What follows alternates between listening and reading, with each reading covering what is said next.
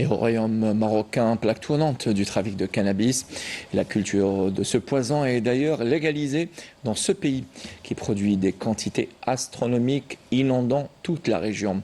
Une étude menée par l'Initiative mondiale de lutte contre la criminalité organisée a estimé que la production annuelle de cannabis dépasse les 700 tonnes, ce qui représente des recettes de 23 milliards de dollars, nous dit une nouvelle fois Amal Bouarbaïn Slim Saidi.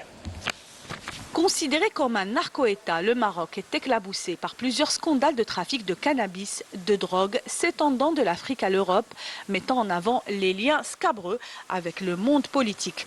Ce trafic organisé, légalisé et encouragé par le régime du Merzen met en lumière une économie dépendante entièrement de la culture de cannabis. Alors que d'autres pays basent leur économie sur des secteurs stratégiques, le Maroc, quant à lui, fonde son économie sur le trafic de cannabis et de drogue. Il se vante même d'augmenter les surfaces cultivées, les multipliant par 9.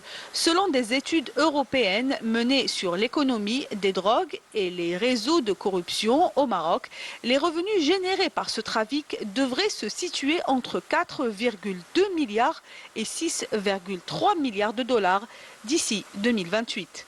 Alors qu'une étude menée par l'Initiative mondiale de la lutte contre la criminalité organisée a estimé que la production annuelle de cannabis dépasse les 700 tonnes, ce qui représente des recettes de 23 milliards de dollars.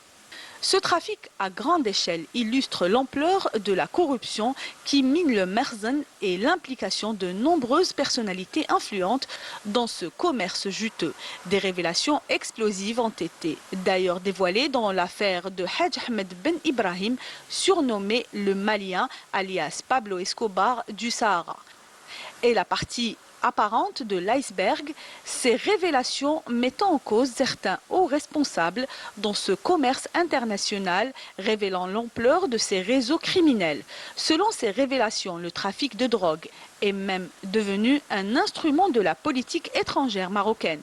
Les fonds illicites servent à corrompre des institutions et des responsables politiques à l'étranger dans le but de rallier des soutiens à la position marocaine, notamment sur la question sahraoui. Ce trafic juteux génère des bénéfices faramineux qui alimentent une caisse noire servant les ambitions expansionnistes et colonialistes du royaume.